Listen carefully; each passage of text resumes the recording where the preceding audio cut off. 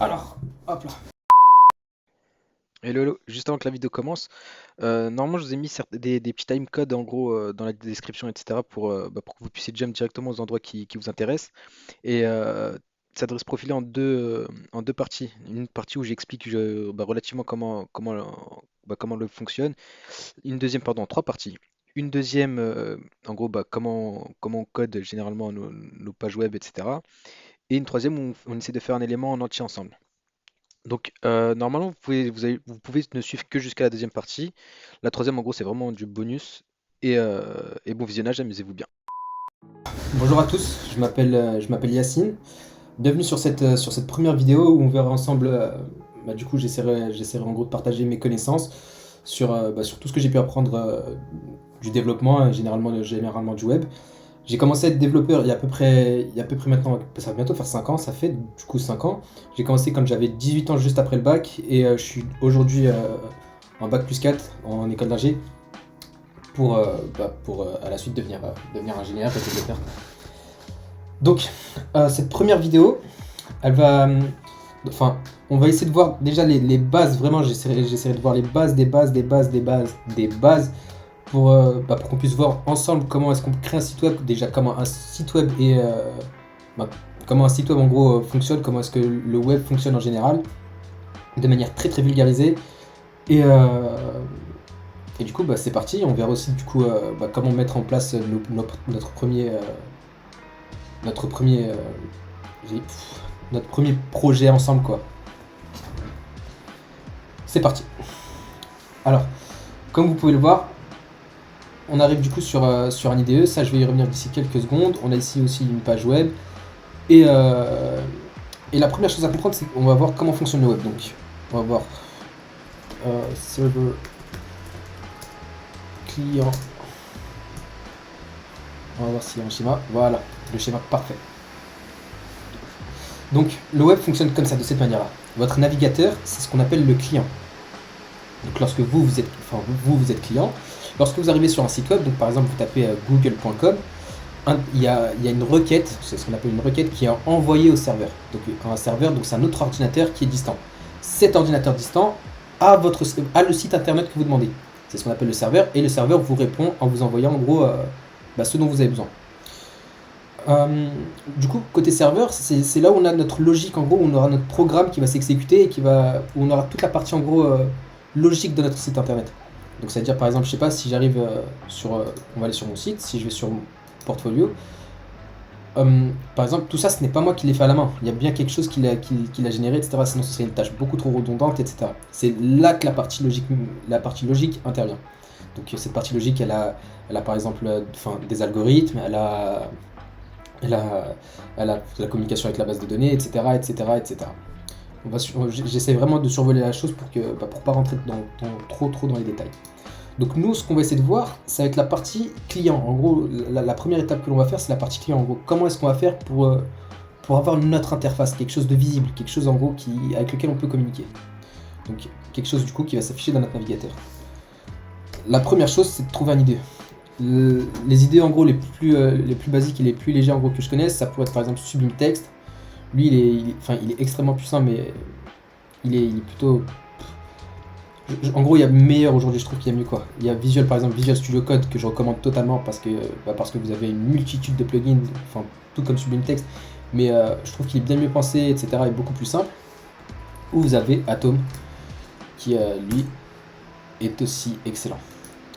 Du coup, pour cette vidéo, j'ai pris Sublime Text Sublime Text Visual Studio Code parce que je l'avais depuis longtemps. Et on va commencer à faire notre premier projet. Donc la première chose que l'on va faire, c'est du coup créer un fichier. Donc là par exemple, je crée un fichier, on va le faire ensemble. Donc on va dans File, New File, hop là.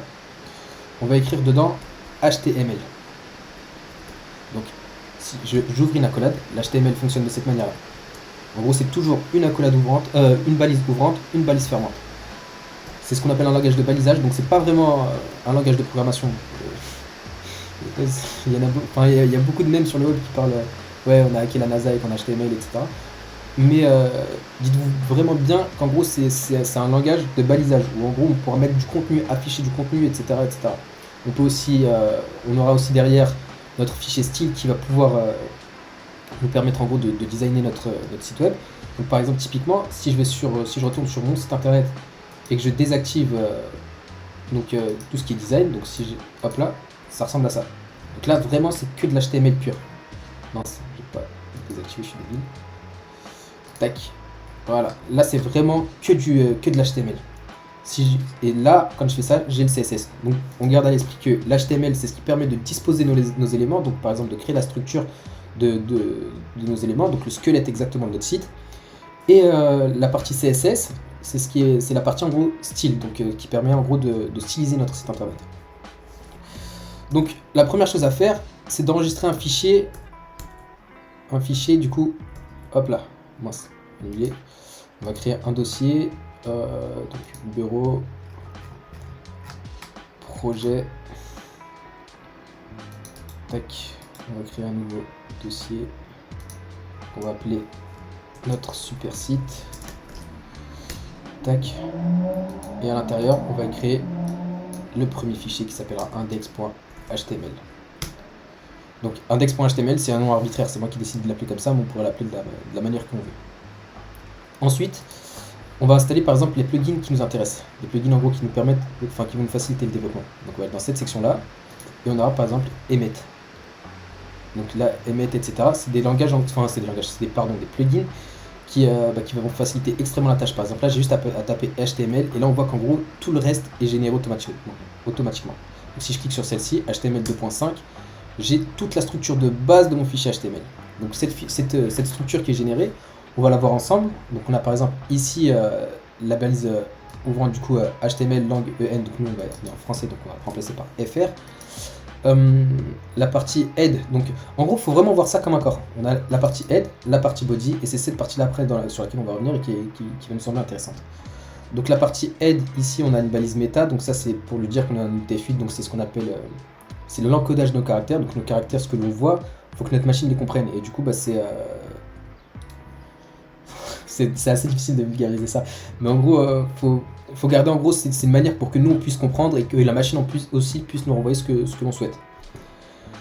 On a aussi celle-ci, elle va pas nous intéresser, elle est peut-être un peu trop poussée, et celle-ci en gros c'est pour pouvoir nous adapter aux mobiles, donc aux nouveaux appareils, donc les mobiles, les tablettes, les super grands écrans, les tout petits écrans, les écrans moyens, etc.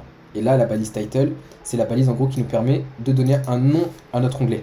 Donc ici, comme là on peut le voir, etc. Et elle sert aussi pour le référencement pour les sites internet.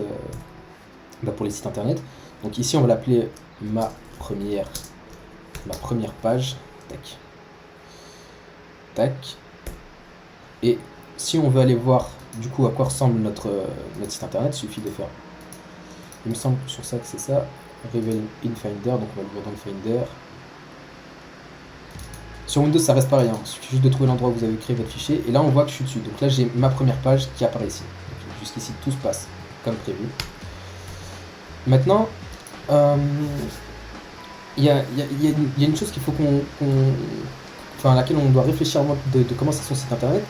C'est de se dire comment est-ce que notre site, la maquette que l'on a, la manière dont on imagine notre site internet, elle a bel et bien une structure. Et généralement, ça va être tout le temps, pas tout le temps, mais dans 95% des cas, la même structure. On a une navbar, donc une barre de navigation en haut, un contenu, peut-être un slider ou un truc comme ça, et après du contenu en dessous. Donc par exemple, si on prend la maquette de ce site internet sur lequel que j'ai trouvé sur Dribble, donc c'est un site qui permet d'avoir un peu d'inspi, etc. Donc là, on voit toujours navbar, on a un grand, pas slider du coup, mais ici, ça peut aussi apparenter. On a un titre ici, on a un paragraphe, on a 3 blocs ici qui sont séparés, et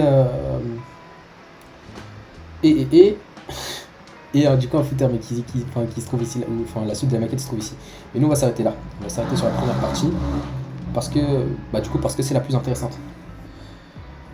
Alors, par exemple, du coup, il y a des balises qu'on va retrouver généralement tout le temps. Donc les balises de titre, par exemple sur un site internet, ça va être heading. Donc si je tape heading HTML, on voit en gros qu'ici, donc là c'est un site sur lequel qui est extrêmement intéressant, extrêmement puissant. Quand j'ai commencé, je passais le plus clair de mon temps dessus. Et en gros, si je recopie ça, tac, que je le colle dans mon truc, donc toujours balise ouvrante, balise fermante, le contenu à l'intérieur. on va juste formater notre truc. Donc formater, c'est juste pour avoir une bonne indentation, etc. Donc là, par exemple, j'ai heading 1, heading 2, 3, 4, 5. Et si on retourne dans notre navigateur, magie, titre 1, titre 2, titre 3, titre 4, titre 5, titre 6. Donc là, typiquement, si je retourne sur un site internet, celui-ci, ce serait le H1, H2 ici, etc., etc., etc. Pardon, je suis rentré dedans, etc., etc., etc. Donc là, la partie encore qui va, qui va nous intéresser, c'est ok Yacine, c'est bien beau tout ça, mais comment par exemple est-ce que je pourrais styliser mes titres? Par exemple, si celui-ci je le veux en couleur bleue, bah forcément il faut que j'ai quelque chose. Et tout à l'heure, si vous vous souvenez, j'ai parlé en gros d'un fichier CSS. Donc là, ce qu'on va faire, c'est créer une balise. Non, mieux que ça, on va prendre plutôt à chercher comment faire. Donc là, ce qu'on va faire, c'est style on my HTML page. Tac. On va rentrer dedans. On va voir comment eux le créent. Ok, donc là par exemple, ils me disent de passer par la balise soit style. Donc là par exemple, si j'utilise juste la balise ici, style. Donc là, et que je fais color de point blue. Les designers là, ils vont péter la tête, mais c'est pas grave. Et là, on voit du coup que notre premier titre est bel et bien en bleu. Donc là, on voit qu'avec cette balise là, c'est bel et bien bleu. Et si je veux par exemple chercher toutes les propriétés CSS d'un élément, il suffit de taper properties CSS. Tac. Et si je vais dedans, toujours le même site. On a à peu près toutes, enfin là on les a toutes. Et c'est plutôt cool. Et ici vous avez ici la traduction en anglais. Après, si vous n'êtes pas vraiment à l'aise en anglais, là il va falloir s'y mettre. Mais même sans ça, on peut très bien s'en sortir. C'est assez simple. C'est vraiment super simple et super facile de comprendre. Donc là, on voit que par exemple pour color, donc par exemple si je fais color, que je fais un CTRL F et que je tape color, je vois ici, ça me met set the color of the text. Et c'est bien ce qui se passe quand on va sur notre truc, c'est notre couleur qui est là. Après, vous me direz, si, ouais, Yacine, vas-y, j'ai beaucoup de choses à faire, enfin, j'ai beaucoup de styles à réaliser. Par exemple, si je fais style color blue, font ouais, size. Donc, size pour la taille de notre police, et que je la fais par exemple en 40 pixels. Après, que je rajoute encore font-weight en bold, donc je veux qu'elle soit en gras, etc. Si j'enregistre ça et que je retourne sur ma page, ok, donc là tout a bien été pris en compte. Le problème c'est qu'ici j'ai beaucoup de propriétés et ça m'arrange pas, tu vois. D'autant plus que, vas-y, admettons que j'ai un autre H1 ici et que ce H1, je veux lui appliquer les mêmes en gros, les mêmes propriétés. Alors ce que je vais faire, c'est que je vais devoir externaliser ça. Donc la première chose à faire, c'est de voir comment est-ce que je peux enlever ça. Alors, toujours pareil, how to define style on file HTML. Et forcément, on devrait avoir quelque chose. Tac. Donc là, how to use external style in HTML. J'accepte les cookies. Donc là, external style, nanana. Ils vont forcément nous donner quelque chose dedans. Donc là, tu vois, on parle par exemple de mystyle.css. Donc forcément, il y a quelque chose. Il faut voir s'il nous donne la partie de code. Donc, apparemment, non, il ne va pas. Tac, tac, tac. Non. Voilà. Donc là, par exemple, on retrouve la balise qui nous intéresse. Donc ça va être link href. Donc là, il fait référence au fichier que l'on va créer dans quelques secondes. Type, style sheet, etc., etc. Donc nous, ce qu'on va faire, c'est juste copier-coller. Vraiment, je déteste dire ça. Mais le plus clair de notre temps, ça va être ça. Ça va être de la recherche et faire du copier-coller. Donc là, par exemple, link href. Donc là, par contre, moi, j'ai pas encore de fichier CSS. Donc là, ce que je vais devoir faire, c'est forcément créer un nouveau fichier. Donc je vais créer un new file que je vais enregistrer, que je vais appeler style. Hop là, style.css. J'enregistre. Et maintenant, je suis dedans. Donc là, ce qu'il faut que je fasse, c'est lier mon truc, enfin lier tout ce que je veux. Ok, donc là, par exemple, j'ai style.css qui a été lié à ma page. Si je vais là, ok. Donc là, j'ai tous mes éléments, tout est parfait. Maintenant, ce que j'ai dit, c'est que je voulais avoir le même style sur ces deux en gros titres de taille, en H1, ces deux heading 1. Donc ce que je vais faire, c'est aller là-dedans. On voit qu'ici, c'est la balise H1, donc je vais lui dire que sur la balise H1, j'ouvre les accolades. Donc là, je définis le sélecteur, en gros, c'est ce qu'on appelle un sélecteur. Je définis le sélecteur sur lequel je vais appliquer mes transformations, enfin mes propriétés CSS. Et je dis ensuite ce que je vais faire dedans. Donc, typiquement, je vais juste faire un copier-coller de ce que j'ai mis ici. Donc là, ici, ça, j'en ai plus besoin. Hop là, parfait. Je colle. Bon, après, je vais rendre ça un peu plus beau. Donc, en mettant tout ça à la ligne, etc. Je sais plus c'est quoi le mot. Voilà, parfait. Donc là, on a exactement ce que l'on voulait. Tac, tout se passe comme prévu. On enregistre. Je fais ça. Parfait. Le H1 qui est ici, et on a demandé en gros, on lui a gardé le même style que tout à l'heure. Et celui-là, parfait, vu que c'est un H1. Maintenant, imaginons que je veux que uniquement sur le premier H1, je vais lui ajouter une propriété en plus. Enfin, je vais lui ajouter des trucs en plus. Je veux qu'il soit par exemple toujours en gras, enfin toujours en taille 40, toujours en gras, mais je veux que la couleur soit verte. Vous me dire, ouais Yacine, comment on fait ça? Et là, je vais vous répondre. Suffit de créer, en gros, soit un ID. Donc, un ID, ça va être l'identifiant en gros de notre balise. Il doit être unique pour chaque balise, etc. Après, c'est ce qui se dit en général, mais bon, j'ai déjà vu en gros des sites où on va le réutiliser plusieurs fois et c'est pas une très bonne pratique. Mais admettons, là, on va le faire dans la bonne pratique. On va l'appeler par exemple heading 1. Je vais aller dans mon fichier CSS, enfin dans mon fichier CSS, je vais faire hashtag, donc hashtag heading 1, et je vais lui dire color green. Hop là. Et là, on voit que celui-ci est bien vert et celui-ci est bien bleu. Donc les deux ils récupèrent bien ces propriétés-là, mais on lui modifie la première que l'on a définie. Il y a deux choses ici qu'il faut remarquer, c'est que la première, on a en gros ce qu'on appelle la surcharge. La dernière propriété donnée à un élément, c'est celle qui est prise toujours. Elle est toujours prise. À l'exception du fait, on va utiliser quelque chose de très très pas bien. Enfin, c'est pas dans les bonnes pratiques quoi. Mais en gros, par exemple, si j'utilise important, donc ça veut dire que celle-ci priorise sur tout le reste, et que j'enregistre et que je retourne ici, elle repasse en bleu. Mais nous, on va éviter d'utiliser tout ce important et on va toujours passer par la surcharge. Donc là, on voit que par exemple, la première, je l'ai définie en bleu et celle-ci en vert. Donc là, par exemple, si je fais H1 encore et que je l'appelle heading 1, c'est heading 1 est toujours en bleu quand celui-ci est en vert, etc., etc. Donc maintenant, admettons que je veux que par exemple les deux premiers headings ils aient les mêmes propriétés, tu vois. Donc par exemple, on va lui ajouter ici quelque chose. Réfléchissons à ce qu'on pourrait lui ajouter. Tac tac tac. On va regarder par exemple space between letter CSS, tac, pour ajouter de l'espace entre les lettres. C'est vraiment là juste pour l'exemple.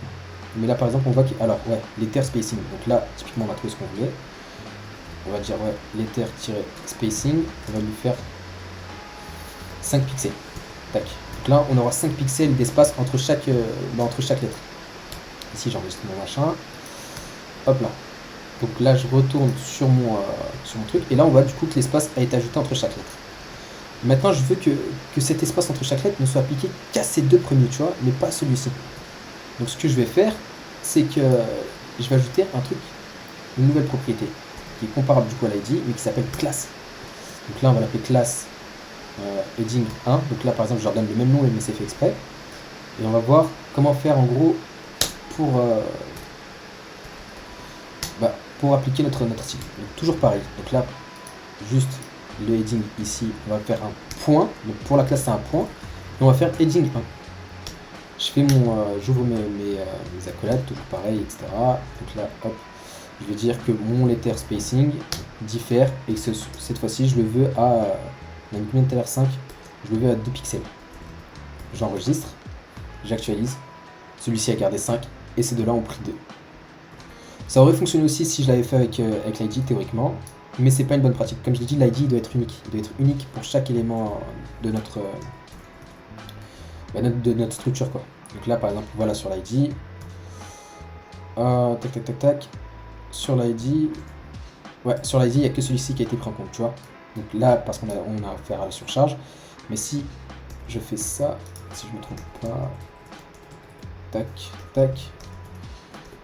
Si je fais ça, il a bien... Non, du coup, c'est bien l'ID qui a priorisé. Ok, bon bah, bonne nouvelle. Ok, donc là, on en est là. Tout se passe comme prévu. On va essayer de faire du coup un premier élément, genre vraiment le voir ensemble et comment le réaliser. Donc par exemple, typiquement la navbar. Alors on va regarder juste par exemple navbar HTML. On va voir ce que nous propose par exemple le premier site. Donc là, nous, ça va être un truc qui va ressembler à ça. Tu vois, donc, typiquement, on va regarder. On voit qu'ici, ok, j'utilise UL. UL, qu'est-ce que c'est? UL HTML, on va voir. Donc là, on va dans celui-ci et on dit l'élément HTML UL représente une liste d'éléments sans ordre particulier et est souvent représenté par une liste à puces. Donc typiquement, ça va être un truc comme ça. Donc on va aller dans notre page. On va effacer notre contenu ici. On va faire pardon, c'est lui. Ah, purée. On va faire. Alors, ce que l'on va faire du coup, c'est typiquement passer par les listes, tu vois. Donc, on va faire copier-coller de ce que l'on veut ici. Bingo, tac. Je retourne dans mon éditeur de texte. Je fais un coller, tu vois, je colle mon truc. Je l'enregistre. Ici, donc ma liste, si je vais sur mon truc ici, on voit que j'ai milk, cheese, blue cheese, feta. Sauf que, bon, maintenant notre structure, je veux la séparer, tu vois, donc je veux que par exemple ma barre de navigation ne soit pas en gros dans le même compartiment que par exemple le corps de ma page. Donc on va utiliser ce qu'on appelle une div. Une div du coup pour division. Je vais mettre mon contenu à l'intérieur. Bingo, tac, copier-coller. Il y a beaucoup de choses en gros qui auront le même comportement de div comme section, etc. Mais je mettrai des liens en gros dans la description qui vous permettront de vous renseigner. Mais du coup, bah, moi je fonctionne comme ça et ça fonctionne très bien, donc je reste sur ça. Donc là par exemple j'ai UL avec ma liste à l'intérieur. Et si on actualise, on voit qu'il n'y a rien qui a changé. Donc là par exemple, nous on veut que notre liste du coup n'ait pas de point à puce et on ne veut pas en gros de sous-menu. Donc ça on va le virer. Tac. On va mettre mince. Hop là. Cheese, tac, tac. On a du coup milk, cheese, et ça va être les deux éléments par exemple de notre site internet. On actualise toujours pareil. Donc la première chose à faire, ça va être hop là, de faire en sorte que que nos éléments en gros n'aient pas cette petite puce devant. Donc ce qu'on va faire, c'est UL. On va voir. Donc là je sais plus si c'est sur ça ou si c'est sur le style, sur le LI. Et là si je fais none, bingo, parce qu'il a fait en gros sur ses enfants. Donc là pareil, on n'a plus le list style. On veut aussi maintenant qu'il soit aligné. Donc là, il y a deux moyens de passer par ça. On va regarder how to align item in CSS. Parfait, on a le truc. Donc, on a, voilà, soit en passant par le flex, soit en passant par le inline block. Donc, la première chose à faire, on va rester sur ça parce qu'apparemment c'est le premier truc qu'il nous donne. On va aller là-dedans et on va voir ce qu'il nous dit ici. Tac, tac, tac, tac, tac, tac, tac. Ouais, display flex, on l'avait en bas. Parfait. Donc là, on voit qu'il nous dit ouais, display flex. Donc le display flex s'effectue toujours sur l'élément parent. Ici, le UL. Display. On peut faire ouais, le inline block comme j'ai dit, mais passons par le flex. Hop là. Je retourne sur notre site ici et on voit que les deux sont collés. Je veux par contre que les deux aient un espace entre chaque. Donc ce que je vais faire, c'est que je vais faire par exemple un margin-right de 5 pixels. Ok, donc là on voit que ça n'a pas fonctionné. Pourquoi? Si on inspecte l'élément, on arrive ici. Donc cette console-là, lorsque vous avez commencé à faire à dev pour de vrai, vous allez passer clairement la plupart de votre temps dessus. Elle permet de voir en gros comment se comportent nos éléments quand on fait du front. Ou même du back, mais ça on reviendra plus tard. Le back du coup, comme je l'ai dit, c'est l'interprétation côté serveur. Ici du coup là on voit que je vais sur mon élément, j'ai dit quoi? Je lui ai dit ici j'ai un margin right de 5 pixels. Mais si on voit l'élément, donc c'est l'élément, je suis en train de vous montrer le dos, je suis débile. Si on va sur l'élément en gros qui est en bleu, ici, hop là, tac tac tac. Si on va sur l'élément bleu, on voit qu'en haut là à droite, il y a une petite colonne orange qui représente du coup cette marge. Mais nous, ce qu'on veut, c'est qu'elle soit sur ces éléments-là, sur les LI là, ce que vous voyez en surbrillance. Donc là, ce qu'on va faire, c'est enlever notre margin right, aller dans notre LI, on ouvre notre truc, on va faire margin, enfin on va faire juste copier-coller du coup. Non, c'est j'ai pas été malin. 5 pixels, on enregistre. Bingo, on voit que notre espace a commencé à s'effectuer. Donc là, on voit que 5 pixels, c'est peut-être pas assez. On va faire 10. Ok, 10, ça commence à être plutôt mignon. Si on retourne sur notre site internet, on voit qu'ici, il y a un fond blanc. Donc ce fond blanc, ce qu'on va faire, c'est que on voit que c'est sur toute la largeur du site. Donc ça veut dire que ça va certainement être sur notre UL ou sur notre div. Nous, ce qu'on va faire, c'est qu'on va le faire sur notre div. Pourquoi ? Parce que c'est l'élément qui englobe tout le truc. Et on voit que tout cet élément est en blanc. Donc ce qu'on va faire, c'est qu'ici, on va taper div. On ouvre notre truc, on fait notre background color. Tac. Donc là, comme vous avez vu, j'ai tapé juste BGC, tabulation. Et mon éditeur sait qu'en gros, c'est ce qui doit être rempli. J'enregistre.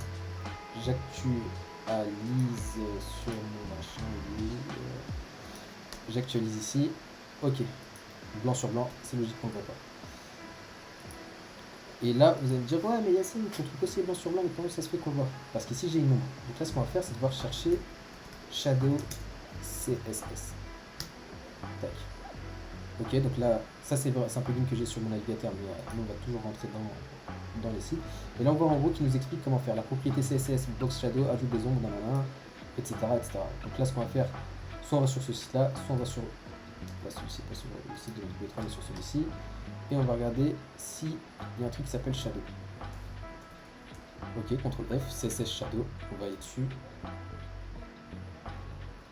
Et on va regarder ce qui est. Donc lui, il a l'air de plutôt nous intéresser. Donc ce qu'on va faire, c'est on voit qu'il y a sur le texte Shadow, donc ça va être par exemple faire un effet d'ombre sur les textes, soit en gros sur les boîtes. Et du coup, c'est ce qui va nous intéresser, ça va être plutôt. Voilà. Ça va être plutôt sur. Pas du tout, c'est absolument pas ça. Ça va être plutôt sur ça. Du coup, box shadow, c'est cet élément-là qui va nous intéresser. Donc là, on va refaire une recherche. Tac, box shadow CSS. Et on voit ici que par exemple, on a cet exemple-là qui pourrait nous intéresser. Ce qu'on va faire, c'est qu'on va aller là-dessus. On va faire sur la div box shadow. On va dessus. Boum. On voit ici qu'en gros, notre élément a bel et bien une ombre, quoi. Donc ce qu'on va faire, ensuite là on voit qu'il n'y a pas, par contre l'espace n'est pas pris sur toute la page. Ce qu'on va faire, c'est regarder pourquoi. Donc on va remonter, hop là, on voit que par exemple sur le body, j'ai des marges qui apparaissent, donc des margines de 8 pixels. Et là, on va utiliser ce qu'on appelle la surcharge. Donc là, c'est ce que mon navigateur, mon client, me génère automatiquement de base. Donc ce que je vais faire, c'est que je vais surcharger cet élément-là. Donc on va aller sur notre éditeur de texte, pardon, notre truc. Je vais faire mon body, surcharge toujours. Je vais lui dire margin, donc margin 0. Donc là, je lui dis juste toutes mes marges sont à 0. Si je voulais lui dire par exemple mes marges sur les côtés droite et gauche, j'aurais pu lui faire margin left 0 et ensuite margin right 0, c'est vous avez compris le principe.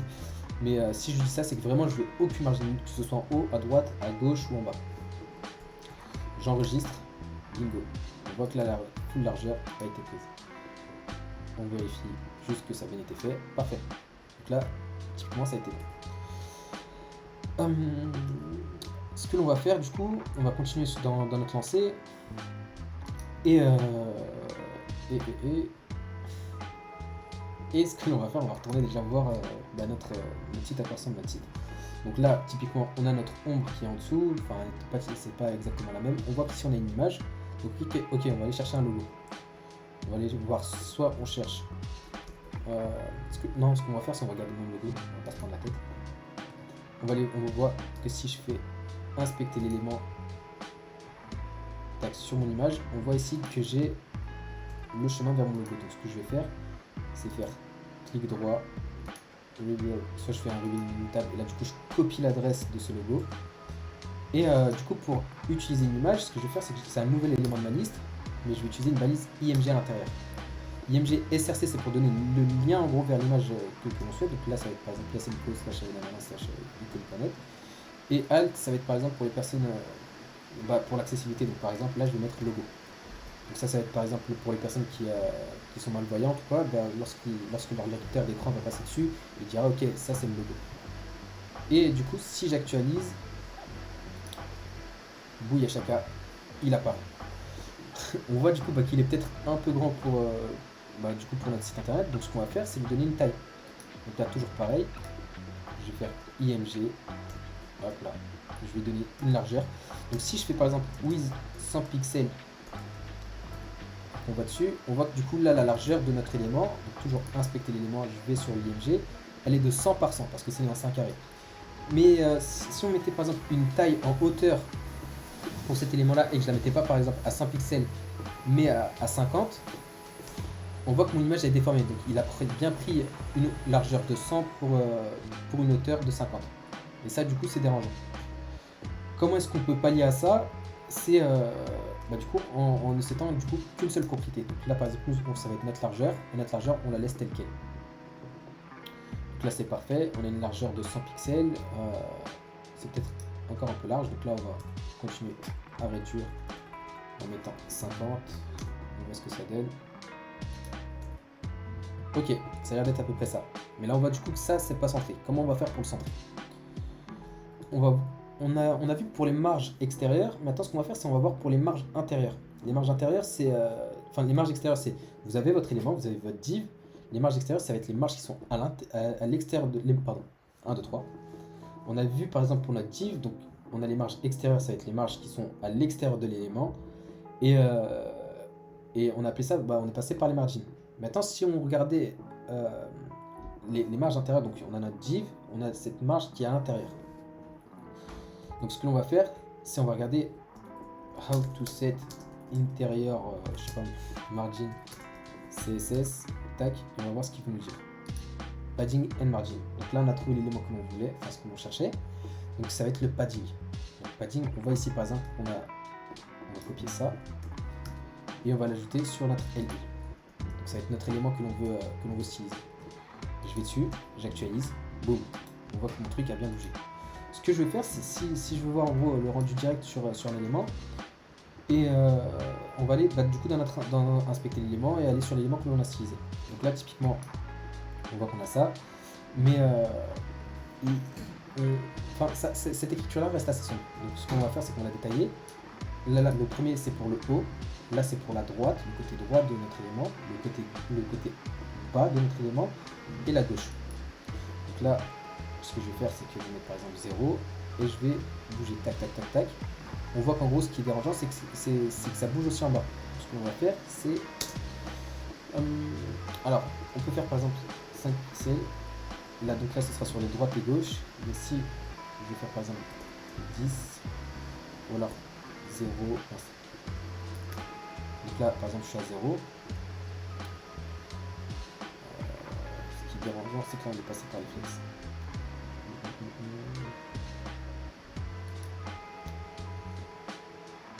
Du coup, ouais, vu qu'on est passé par les flex, ça va être assez relou de passer par ça. Donc ce que l'on va faire, ça va être une height de 0 pixels, ce qui n'est pas une très bonne chose, même ça passe pas.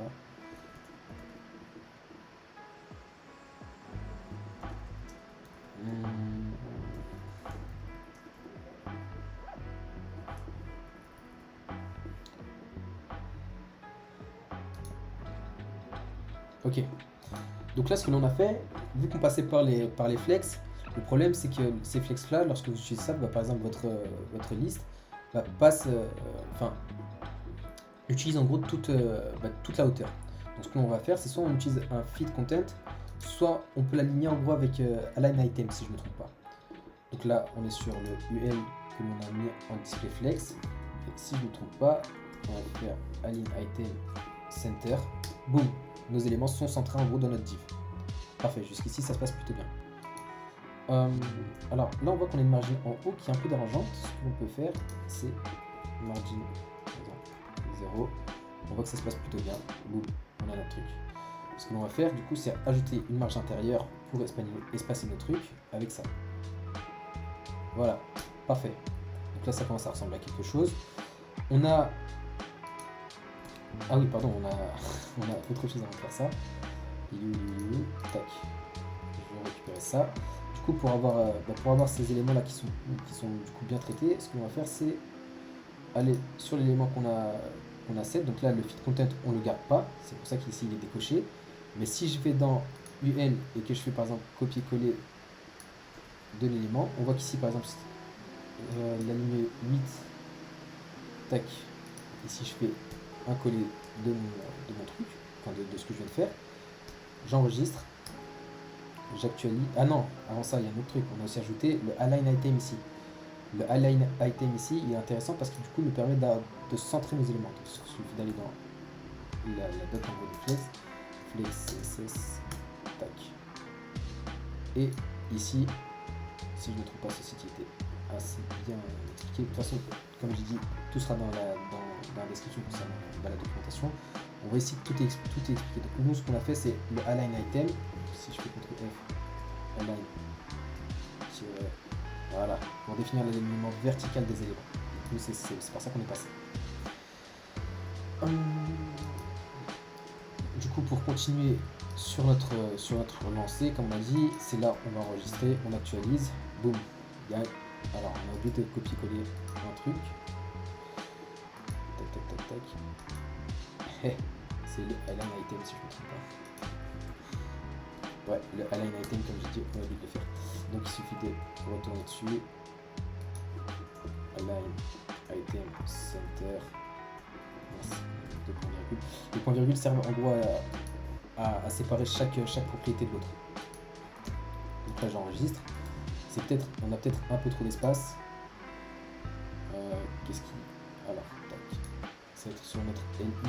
Si je fais ça, ok, ça réduit cet espace-là. Donc on va supprimer le padding ici. Donc on le s'en sert ici, qu'on l'a expliqué, qu'on a compris. Tac. J'enregistre, j'actualise, tout se passe bien. Ok, donc là maintenant on voit que par contre eux sont alignés à gauche. Comment est-ce qu'on peut les aligner à gauche? Alors réfléchissons.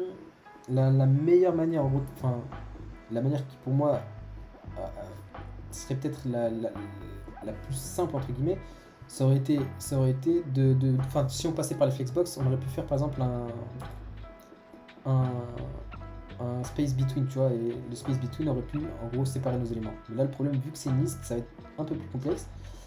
Ce qu'on va faire, ça va être, on va chercher à les aligner.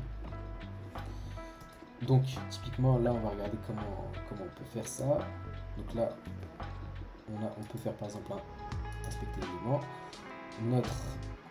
Notre élément prend toute la largeur. Donc là ce que je pourrais faire, ce serait par exemple faire soit un float, right, mais ici ça passera pas avec un flex. On pourrait du coup faire un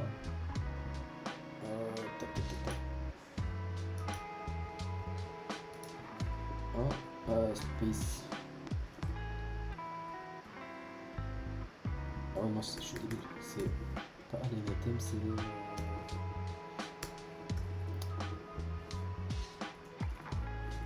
on va retourner dans la doc. Voilà, c'est le justify content. Je suis débile.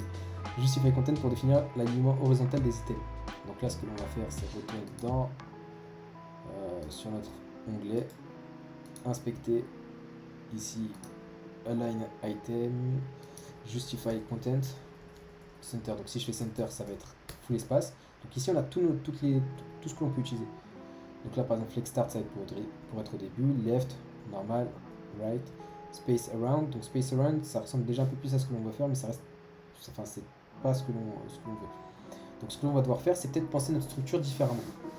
C'est l'élément, par exemple, ici, là, on voit que du coup, c'est un élément qui est tout seul. Donc ce que l'on va faire, c'est on va le sortir. On va aller là, on va retirer ça de notre liste. X. On supprime notre image ici, on la met là, on enregistre. Voilà. Donc là, par contre, ce qui se passe, c'est que notre image du coup prend de la plus largeur. Ce que l'on va devoir faire, c'est dire que ça aussi, je veux que ce soit aligné. Donc je vais aller sur ma div principale, je vais la mettre en display flex. Boum, display flex, notre truc ne bouge pas, il est comme tel. Parfait. Donc ce que l'on va faire, c'est on va aller ici, on a notre div, display. On aurait pu aussi passer par le line block, mais bon, pas la meilleure solution. Donc là, je suis dedans. Excellent. Ce que je vais faire, donc là, j'actualise. Ma div a bien display flex. Et pour les séparer dans le dans ce conteneur, quoi, on va faire ça. Donc space, par exemple, space between. Donc là, on voit que ça commence à ressembler à quelque chose qu'on veut. Mais c'est pas totalement ça, parce qu'ici, on voit qu'on a beaucoup d'espace entre les deux. Et du coup, le meilleur moyen, ce serait peut-être pas le space between, mais le space around. Donc on va effacer ici, space around, et là ça commence à ressembler à quelque chose. Ici on voit qu'ici il manque par contre un petit texte certainement, que l'on va devoir ajouter ici. Et on va l'appeler, déjà on va les mettre ensemble, donc une nouvelle division à l'intérieur de notre grosse division. Tac, tac. Et ici on va lui donner du coup un ID qu'on va appeler navbar. Parce que si je mets pas cet ID là, ce que l'on a donné comme propriété à cette div là va aussi s'appliquer sur cette div là. Et ici du coup on va modifier notre div en l'appelant navbar. Parfait. On enregistre. On applique. Alors on a oublié de donner le justify content. Justify content space around. Ok, tout se passe comme prévu. On va ici, on ajoute un nouvel élément. Donc là c'est un span. Donc un span c'est juste pour englober du coup notre élément et pouvoir l'utiliser à l'intérieur. Donc là par exemple on va appeler mon super site de beau gosse international. Boum, on enregistre, on applique. On voit qu'ici on va devoir aussi l'utiliser aussi. Et ça se passe du coup plutôt bien pour le moment. Donc là, ce que l'on va devoir faire, c'est faire un align item center, même pas. Ça va être du coup de trouver un moyen en gros de centrer notre élément ici. Donc le problème c'est qu'ici cet élément là, voilà, ça va être ici display flex pareil. Et justify content, non même pas. Align item center. Parfait. Donc ça va être cet élément là. Pareil. Display flex align item center. Donc ce que l'on fait, c'est ici je vais lui donner une classe parce que ça se trouve du coup je vais la réutiliser ailleurs et je vais l'appeler first element logo parce que c'est ce qui contient notre logo. Donc je vais là et je vais la mettre exprès juste en dessous de la navbar. Et on voit ici, on va juste faire copier-coller de ce qu'on a testé dans notre navigateur. Donc ça, display flex. On est ici. Et ce que l'on peut se rendre compte, c'est qu'ici on utilise deux fois la même, on utilise le même truc, tu vois. Ici display flex et ici display flex. Donc ce que l'on va faire, c'est on peut réunir tout ça dans un seul élément en faisant ici, on va le faire ici du coup, div, virgule ul, hop là, display, flex. Donc là, en gros, pour display flex, c'est juste que je lui dis que je veux que cet élément div, tous les éléments div, tous les éléments ul, je veux qu'ils aient cette propriété display flex. Et je peux l'effacer d'ici. Tac. Tac. J'enregistre et ils ont toujours ce que je veux. Pour les first éléments logo, on a dit qu'on voulait l'aligner au centre, c'est bon. Ici, on a dit qu'on voulait les espacer, c'est bon. Et ici, on dit qu'on voulait les aligner au centre, c'est bon aussi. Donc là, on va par contre utiliser une couleur noire et rouge au survol. Donc c'est-à-dire, on va dire par exemple au survol. Donc comment on va faire pour regarder au survol? Alors, effet survol. CSS. Boum. On va dessus. On regarde ici. On regarde ce qu'ils disent. Donc ici, les effets au survol correspondent à l'ensemble des règles de style que l'on attribue à la pseudo-classe CSS, deux points over. Donc nous, ça va être sur l'élément LI. Au moment où on survole un des éléments LI, on va faire deux points over. On ouvre ici et on dit que par exemple, on veut que ce soit de couleur red. Vraiment, c'est des couleurs super moches, mais on voit ça. Donc là, si je fais ça, boum, on voit qu'ici, ça passe bien en rouge. Donc, jusqu'ici, je pense qu'on va s'arrêter ici. C'est un bon début. Et le prochain épisode, on verra en gros comment continuer à styliser les choses, certainement. Comment, en gros, quel langage utiliser. Et on parlera aussi certainement de... on commencera certainement à faire peut-être une petite initiation pardon, à ça, quoi.